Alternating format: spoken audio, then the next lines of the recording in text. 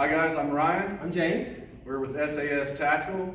What we're doing today is we're showing you 3 preemptive strikes to stop an attack before it starts, but more importantly, we're going to show you the keys to actually making these work in the street. So there's tons of videos out there showing you all these strikes that are like one-hit knockouts, one-hits. They're great strikes and they do work. There's only a few. That's why you see the same 5 ones over and over and over. We're going to show you 3 of those today, plus 1 bonus. But more importantly, when I talked about the keys to making these work, this is what nobody ever shows you. You have to recognize an attack before it starts, because action is always quicker than reaction. If I decide I'm going to punch James in the face and he's not ready for it, and I've already made up in my mind that I'm going to knock him out, and I go to do it, you know, he might know all these fight stoppers, he might know all kinds of blocks, but I'm already ahead of the game. I'm already 1 step ahead of him, so I've already acted. Just by human physiology, reaction is always slower than action. So, what do you need to know when a fight starts or when somebody's going to attack you? There are some warning signs you can look for. 1, aggressive language and behavior. Come on, man. What's up? What's your problem? Why'd you cut me off? You got a problem? Aggressive language and behavior. 2, repetitive movements, especially with the hands. Maybe scratching, maybe rubbing their ear, maybe rubbing their nose. Repetitive behavior because they're thinking, they're amping themselves up, they're getting ready. Next, positioning. They might position their body, especially the hands. Always watch the hands. What's he doing with his hands? Look, nobody's going to come up to you and go, oh, Queensberry rules, let's fight. What they're going to do is they're going to position their hand down here, because surprisingly, striking someone with your hand down here is fast and it's sneaky. It's below your field of vision. You're not going to see it if I do that. That's why every time you see somebody get knocked out when they're not prepared for it, where's the person have his hand? Down here. So body positioning. Watch how they're positioning. So position their feet, especially their hands. Next, inching. Trying to get closer to you without you noticing. Kind of moving up on you like that. They're not getting close to you to give you a hug. They're getting close to you so they can strike you. So those are the warning indicators that you have to look for. Aggressive body language, aggressive language and behavior. Repetitive movements, positioning their body and inching closer to you. So those are the things you need to be aware of, because that's what you need to watch for. That's when it lets you know it's time to use these techniques we're about to show you. So be aware.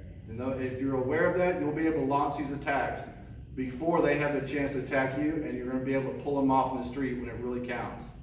So now to the fun stuff.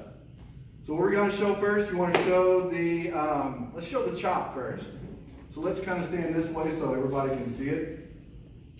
So, see how James is already doing his positioning. You want to already kind of have your hands in this type of position. It's non-threatening. It doesn't look like you're going to strike somebody. So that's A, position yourself in such a way to where you're ready to strike. One of the greatest strikes you can do is a chop to the side of the neck here, the left side of the neck. That's called the mastoid complex. You have your jugular vein here. You have a huge nerve complex right there. So even if you strike it lightly, you can make somebody see stars. So what I'm going to do is, without winding up, I'm not coming way out here. I'm in my little stance. All I'm going to do is I'm going to reach out, turn my body, and strike him. The meaty part of my hand, that's a chop. So I'm just going to do this. Bang! Just like that. I guarantee you, may knock him out, but even if it doesn't, he's seeing stars, it's enough time for you to get away. So 1, chop to the left-hand side of the neck with your right hand. Boom, right there. Real quick, you just reach out and turn. I'm not doing this, winding up, because he's going to see that and he's going to block it. So you just reach out, boom, let him have it. That's 1, the chop. Next one, very similar to the chop. We're going to do the same motion, but this time you're going to cup your hand like you've got water or something in your hand. Just cup your hand just like this, thumb tied in. That is, it's going to create a space, and you're going to reach out. Instead of hitting the neck, we're going to hit the ear. It'll be a slap. If I can show you with my other hand, just like this, whack. That overpressures the eardrum. If it doesn't pop the eardrum, which it might, it's going to seriously hamper his equilibrium. It's going to make him dizzy, maybe even fall down or feel nauseous. plenty of time to get away. So just like a chop, I'm not winding up. I'm just gonna reach out and pop it. Whack, just like that. You can do it from either side. Bang, bang. So it's called an ear cup slap.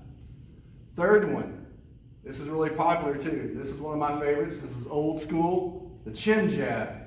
The chin jab, you're gonna use a palm heel. Palm heel is using the meaty part of your palm. Your hands are here. I'm just gonna reach out, hit him right there. But as I do it, I'm striking and moving forward and pushing. That's a strike. That's gonna make you, you might get knocked out because your chin is really, there's a huge nerve that runs through your jaw. So when you strike somebody that way, might knock them out, might daze them if it doesn't knock them out, but more importantly, moving through them, like you're going through them. Where the head goes, the body has to follow. So when you do that as a strike, it's gonna move them off you and away, possibly might even fall down. So those are your 3 strikes. We'll run right through them again. Inside chop to the side of the neck, ear cup, cupped hand. Last one, chin jab. You can use your front hand if you want to, but if you're right-handed, chances are you're gonna have a little bit more power at this, so chin jab, just up and under, especially if you're shorter than the person or smaller than the person, it's great. Like I'm a tall guy, people have an easy target right in my chin because I'm a lot taller than him.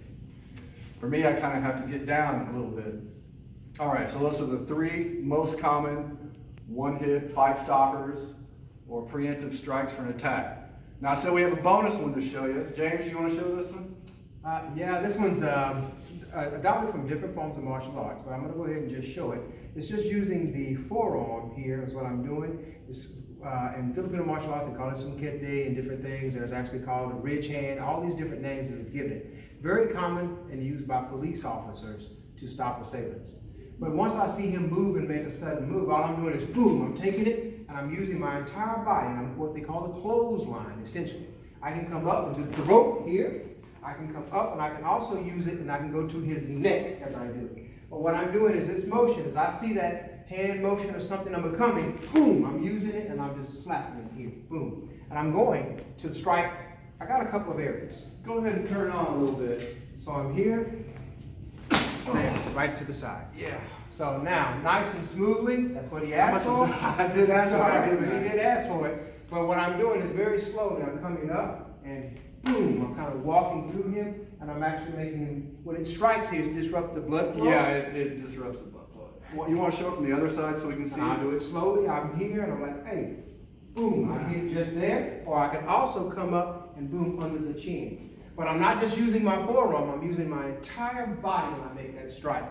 One note, can I add one thing? Mm-hmm. Don't do it with a straight arm. Yes. Your arm is going to be slightly bent, like that. Slightly bent. Boom. Now see, let me do it to him. I'm not going to turn it up, I'm going to show you that this is how we practice it on the chest. Whatever phlegm I had in my throat just came up. But anyway. All right, so those are the 3 strikes plus the bonus sungkete. Remember, awareness and recognition of a strike or an attack before it starts is the most important thing to using these 3 techniques in the street. So, practice them at home, use them in the streets, stay safe. Guys, watch us for more for sastactical.com. Our interactive training website is coming up. We will be showing more of these techniques. Watch our free blog. We're giving out free information and tips to help you stay safe.